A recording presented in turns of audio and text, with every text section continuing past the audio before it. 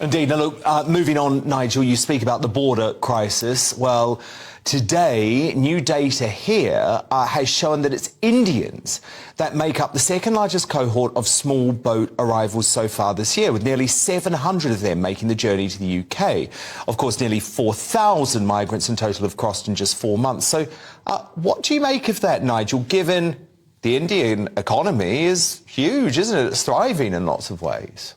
Well, actually, Dan, just to sort of update you after a couple of calm days, we're now at 5,500. Wow. That number is small because March was one of the worst, windiest months with big swells in the channel for many, many decades. Believe you me, I know from the intel I've got that by the middle of June, we are going to be completely and utterly overwhelmed in every way.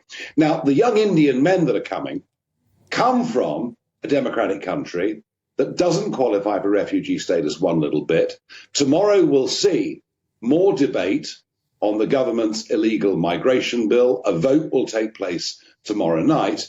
Whether that will solve it, given the prejudice and bias that exists, I'm sorry to say, within our own judiciary, who will use human rights, who will use ECHR, whatever they can, remains to be seen. But here's the racket, all right?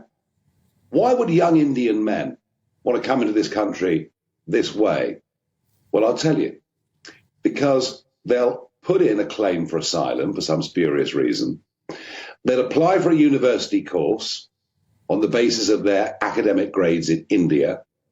And if they get accepted, they'll pay £9,250 a year tuition fees and not the £22,000 a year that Indians have to pay as overseas nationals. That is the racket that is going on.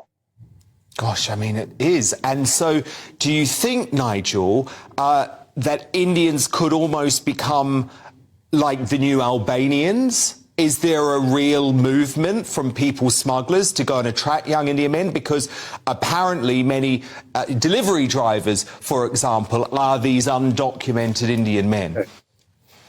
Yeah, of course. I mean, you know, the whole scale of the illegal economy in Britain is absolutely beyond comprehension. And it's what makes it a very attractive place to come. You know, you can earn money. You can work legally, you can work in legal trades or illegal trades, but working illegally very comfortably and very easily, unless the government starts to deport people straight back to India.